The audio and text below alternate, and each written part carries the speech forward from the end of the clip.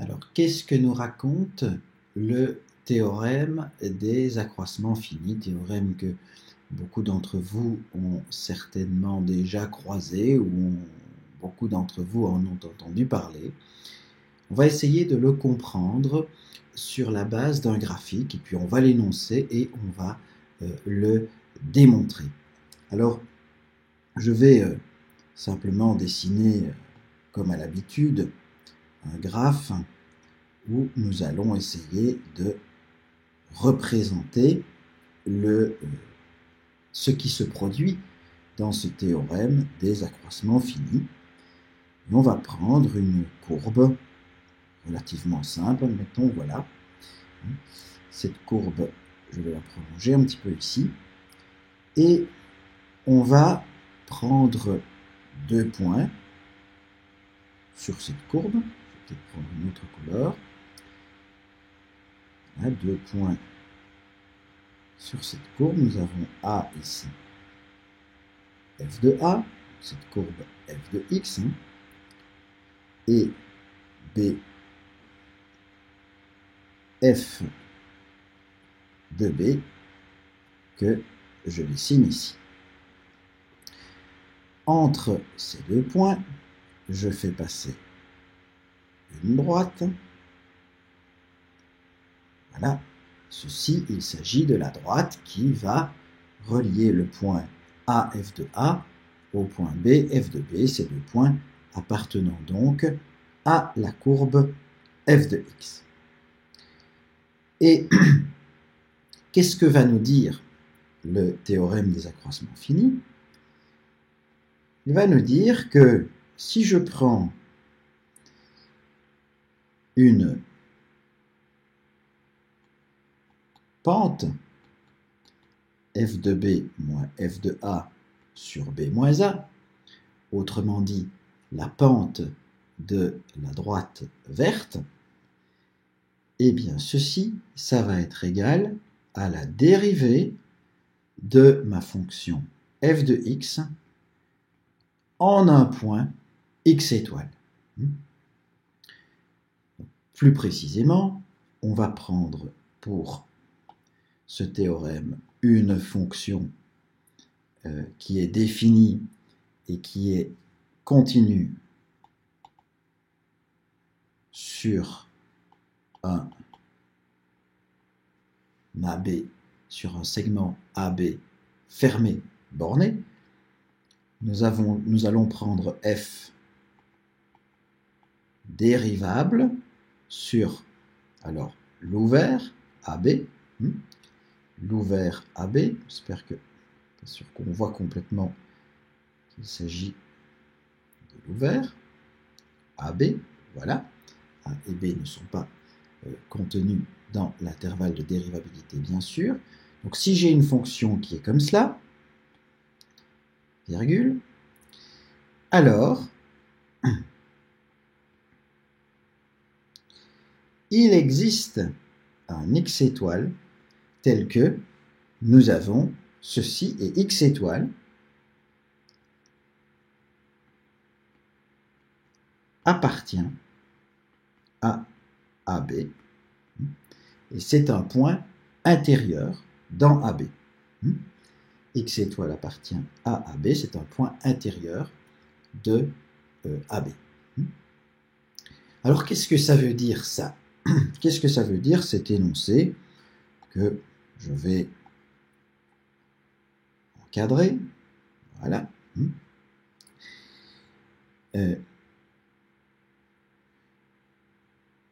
Ça signifie que si je prends une droite comme cela qui passe par deux points A, f de A et B, f de B, la pente de cette droite est égale à la pente d'une tangente à la courbe f de x en un point x étoile qui se trouve entre A et B. Et il y a au moins un de ces points. Il existe un x étoile, mais il peut en exister plusieurs, tels que nous avons la pente de la tangente qui est la même que la pente de cette droite verte. Ça signifie que une tangente à la courbe bleue en un point qui se trouve entre A et B serait parallèle à ma droite verte sur le graphique.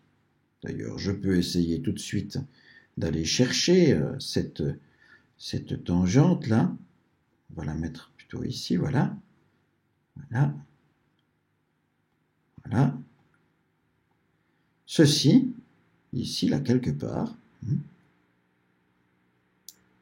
il s'agirait du point X étoile. Donc on aurait ici un petit peu plus haut là, le f de x étoile qui se trouverait ici. F de x étoile, la hauteur sur cette courbe bleue. Et on aurait au point x étoile, intérieur donc, A au segment AB, on aurait au moins 1, donc ici on en représente 1. Il y aurait donc une tangente à cette courbe, une dérivée donc de f de x, une tangente à f de x en un point x étoile, qui serait parallèle à la pente de ma droite verte. Et pour rappel, donc, on va réécrire les équations correspondant à tout ceci. Donc nous avons la droite verte. Quelle est l'équation de la droite verte? La droite verte, son équation, c'est y moins f de a égale f de b moins f de a divisé par b moins a multiplié par x moins a. Voilà, nous avons une droite et nous avons également un f de x étoile, un f' de x étoile qui serait exactement la pente de la droite rouge qui se trouve dessinée sur ce graphique. Et dans l'équation de cette droite, donc, nous reconnaissons bien entendu tout de suite ce f de b moins f de a sur b moins a qui est la pente, donc la pente de la droite verte. Alors, comment peut-on essayer intuitivement de démontrer ce parallélisme entre ces deux droites? De quoi peut-on se rendre compte, tout d'abord?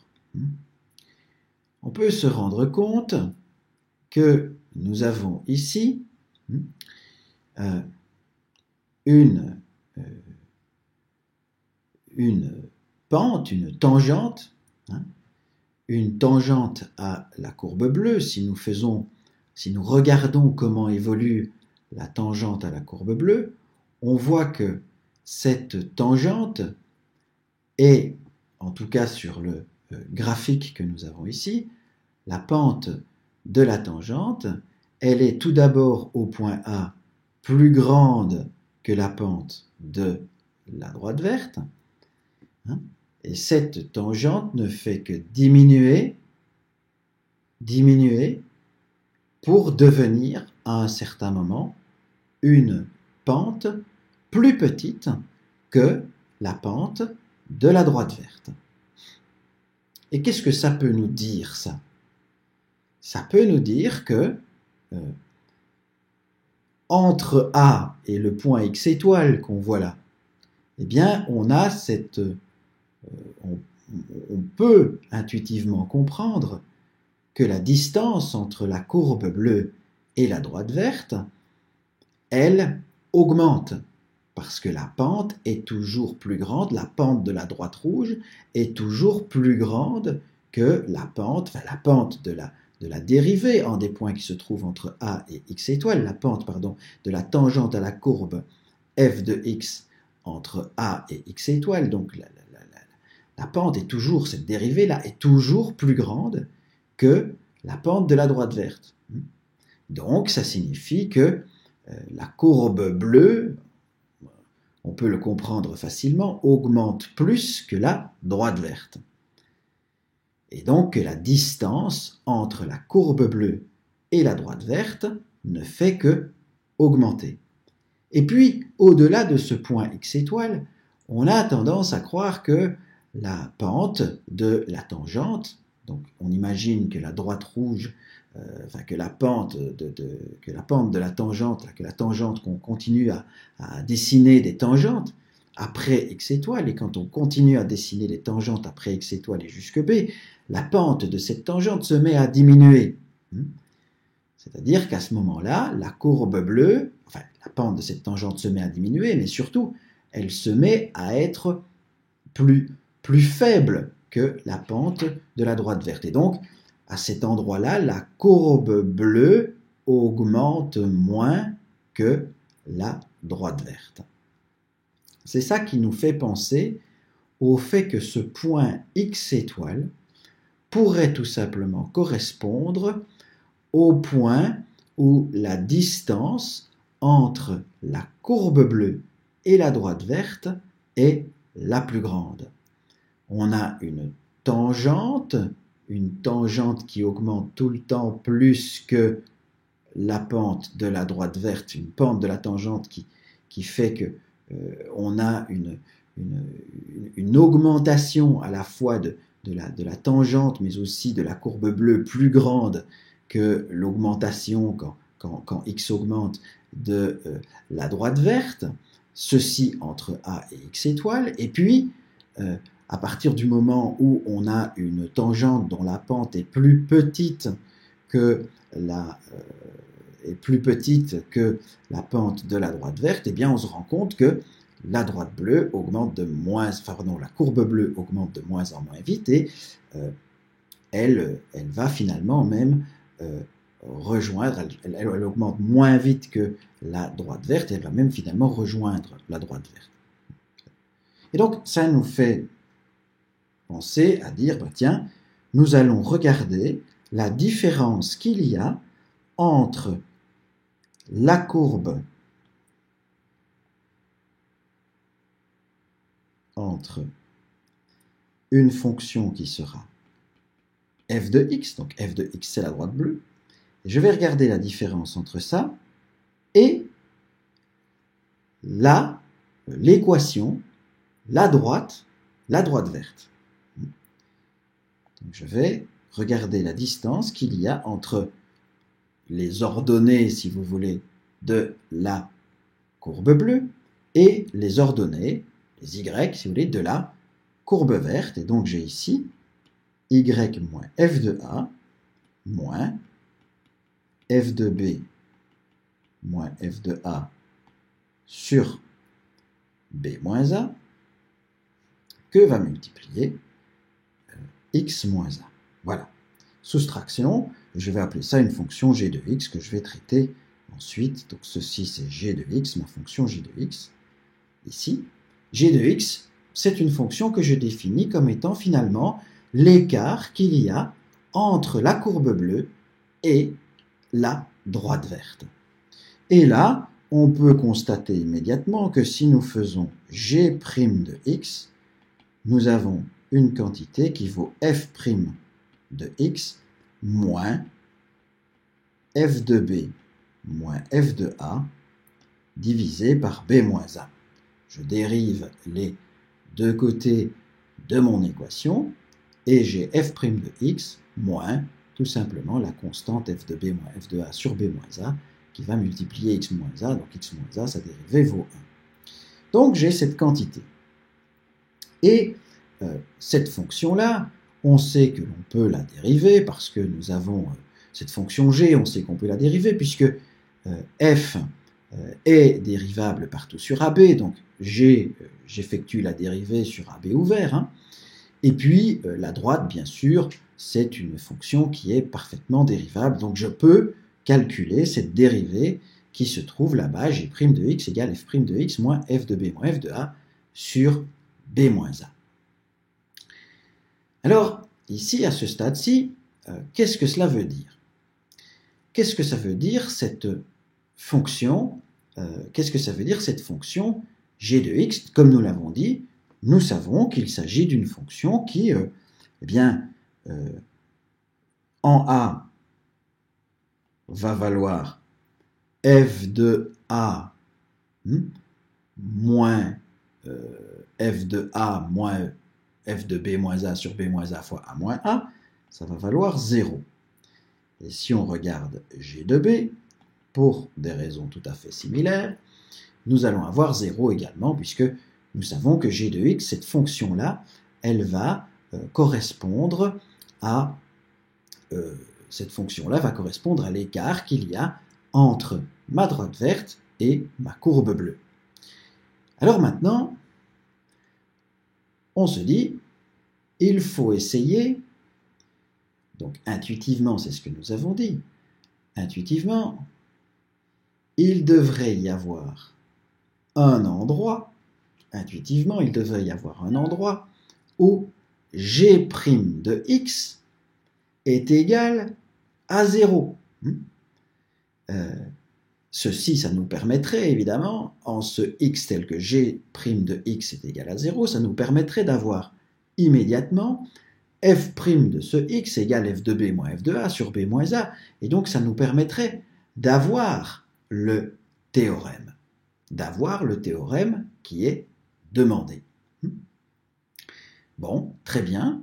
Alors, comment peut-on essayer d'étudier cette dérivée? Comment est-ce qu'on peut essayer d'étudier G de X et G' de X? On a dit, on a tendance à croire que c'est là où l'écart est maximum que nous allons avoir le fameux point recherché, qui est tel que, à la fois nous avons un écart qui est le plus grand possible entre la courbe bleue et la droite verte, mais aussi qui est tel que, à ce moment-là, nous aurions des droites rouges et vertes qui sont parallèles.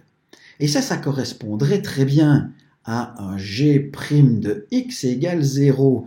Mais G' de X égale 0, qu'est-ce que ça veut dire, ça?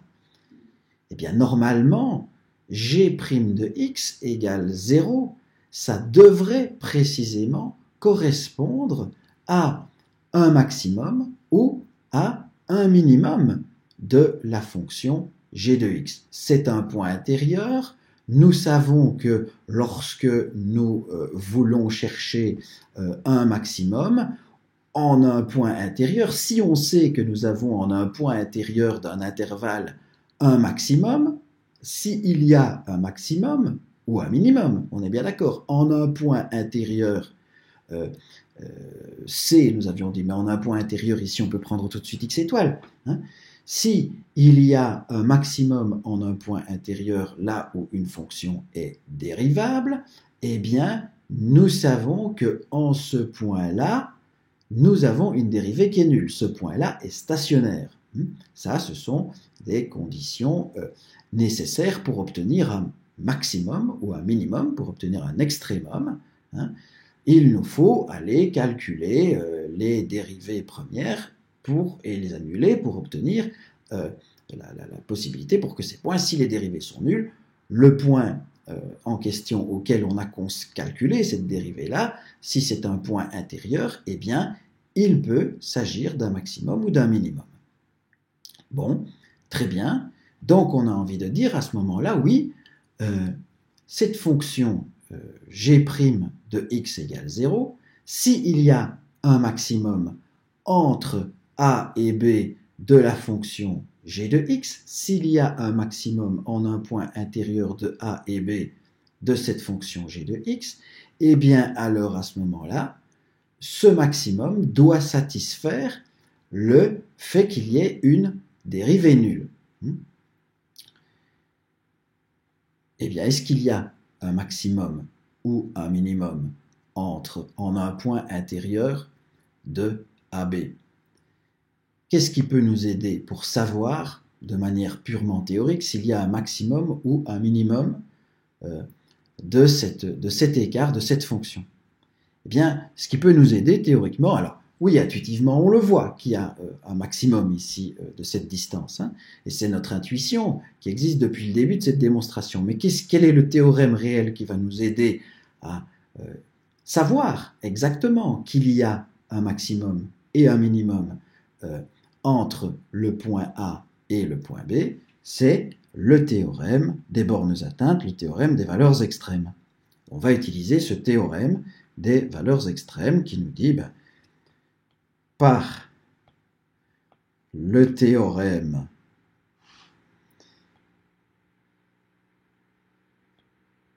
des valeurs extrêmes, je vais monter un petit peu, par le théorème des valeurs extrêmes, qu'est-ce que l'on sait? Nous savons alors que G, pour l'instant, nous savons que G est continu sur AB fermé. G est continu sur AB fermé parce que F est bien sûr continu sur AB fermé et que la droite verte est également continue sur AB fermé. Donc, G hérite des propriétés de continuité de F sur le fermé borné AB. Donc, on sait que nous avons une fonction continue. Ça signifie quoi ça? Le théorème des valeurs extrêmes, qu'est-ce qu'il nous dit? Il nous dit qu'à ce moment-là, on est certain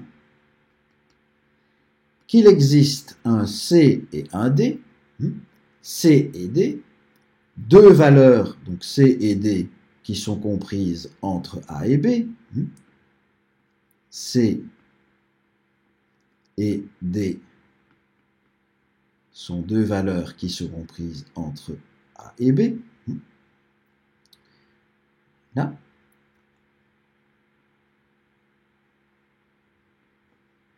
tel que pour tout x appartenant à AB, à notre ensemble fermé borné, on a toujours f de x qui est compris entre f de c et f de d. Ça, c'est ce qu'on appelle le théorème des valeurs extrêmes, le théorème des bornes atteintes. Si j'ai une fonction qui est continue, vous pouvez regarder n'importe quelle fonction, qui est continue sur un intervalle AB, voilà, j'ai une fonction AB ici, admettons, vous pouvez regarder de toutes les manières que vous voulez, eh bien, si j'ai une fonction, il y a entre A et B une valeur qui minimise, il y a une valeur C, si vous voulez, qui va minimiser la fonction f de x sur AB, et une valeur D qui va maximiser f de x sur AB. Pas de problème. Donc, par exemple, ici, dans ce cas-ci, vous voyez, il y aurait C qui se trouverait ici, et il y aurait D, voilà, qui se trouverait ici. Alors, ce théorème-là, c'est un théorème, on ne va pas rentrer dans les détails de la démonstration de ce théorème. Ça demande certaines petites complications, certains détails sur les suites, les sous-suites, etc., dans lesquels nous n'allons pas rentrer ici, mais simplement, lorsque nous avons une fonction continue sur AB qui est fermée, on voit très bien ici sur ce graphique que il y a bien un endroit où f est plus petite que partout ailleurs sur AB. On voit bien qu'il y a un endroit où f est plus grande que partout ailleurs sur AB. Et ces points C et D, donc qui minimisent ou maximisent cette fonction sur AB, ne sont pas nécessairement uniques. Il peut y avoir, bien sûr, un certain nombre de C, si vous voulez, un certain nombre de D. Bon, mais en tout cas, ici, qu'est-ce que cela signifie? Ça signifie que, oui, il existe bel et bien à la fois un maximum et à la fois un minimum sur AB fermé pour la différence entre la courbe bleue et la droite verte. Il existe ce maximum. Il y en a bien un. Alors, où se trouve-t-il ce maximum? Ou ce minimum? Où se trouve-t-il? D'abord, il pourrait se trouver, attention, on va quand même regarder ce qui se passe si, alors on va appeler l'extrémum, si C et D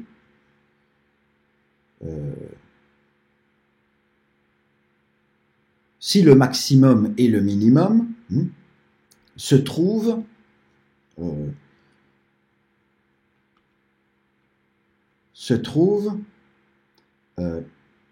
en A et ou B. Que se passe-t-il? Si le maximum ou le minimum se trouve entre A et ou B. C'est-à-dire que les deux, C et D, imaginons le cas, c'est un cas extrême, hein, mais le cas extrême où nous aurions le maximum et le minimum qui se trouvent tous les deux, soit en A, soit en B. Eh bien, à ce moment-là, qu'est-ce que ça signifie? Nous savons, comme nous l'avons vu un peu plus haut, que G de A et G de B valent 0. Nous savons que G de A est égal à G de B est égal à 0. La distance, l'écart entre ma courbe bleue et ma droite verte est précisément nul en ces deux points A et B. Mais donc, si à ce moment-là, la fonction G réalise son maximum et réalise son minimum en des points qui sont 0, ça veut dire qu'elle vaut partout 0. Ça veut dire que si on est dans ce cas-là, si le maximum est en 0 et le minimum est en 0, tous les autres points, forcément, sont également en 0. Donc ça veut dire que G de x est égal à 0 pour tout x appartenant à AB. Et donc à ce moment-là, si nous avons, pour tout x appartenant à AB, si nous avons G de x qui est égal à 0, ça veut dire que G' de x est également égal à 0. Et si G' de x est égal à 0, ça veut dire que f' de x est égal à f de b moins a sur b moins a pour tout x. Et donc à ce moment-là, le théorème est montré. Donc dans ce cas extrême-là, il n'y a pas un seul x étoile, mais il y a plein de x étoiles. Tous les x appartenant à AB fermé sont des points pour lesquels, tous les points qui appartiennent à AB sont des points pour lesquels G de x est égal à 0, donc G' de x est égal à 0, donc pour lesquels nous avons bien f' de x égale f de b moins f de a sur b moins a. Et dans ce cas trivial-là, nous avons évidemment le théorème qui est démontré. Bon, pourquoi est-ce que je me débarrasse de ce cas trivial-là? C'est pour dire que si on n'est pas dans ce cas trivial-là, eh bien, il y a, j'ai envie de dire ici, sinon, donc si on a un extrémum, donc ça, sinon, il existe un extrémum de G de x en un point intérieur de AB. Il existe un extrémum, donc voilà, si on n'est pas dans le cas où les deux extrémas, le minimum et le maximum, se trouvent en A et B, forcément il y en a un des deux qui se trouve en un point intérieur de A et B.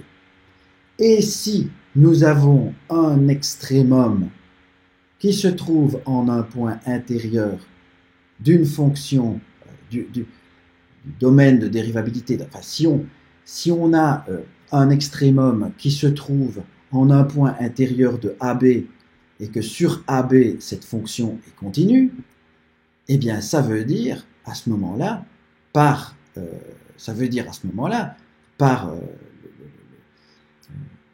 le théorème de recherche classique de points stationnaires, si il existe un point intérieur de AB qui est tel que en ce point-là nous avons un extrémum, eh bien alors à ce moment-là, si la fonction g est continue et dérivable sur le domaine en question, donc sur AB ouvert ici dans ce cas-ci, eh bien ça signifie qu'en ce point-là, il n'y a rien à faire, nous avons un point stationnaire, donc nous avons g' de x égale à 0. Donc il existe un extrémum qui est à l'intérieur, et bien alors à ce moment-là, en cet extrémum, nous avons toujours g' de x égale à 0. Donc nous avons toujours, c'est-à-dire C'est-à-dire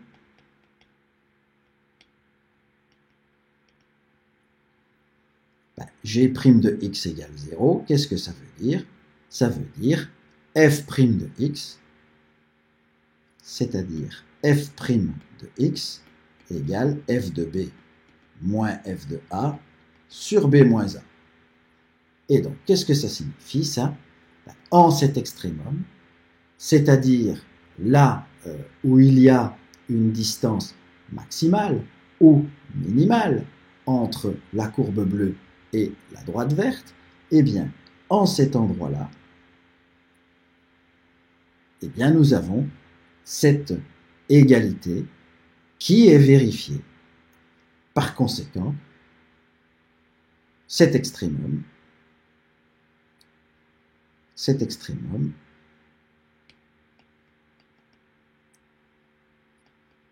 est réalisé en x égale x étoile.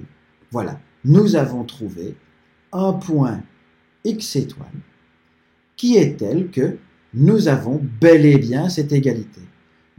Puisqu'il y a un extrémum qui existe en un point intérieur de AB, en ce point intérieur, nous avons g' égale 0, et donc nous avons ceci.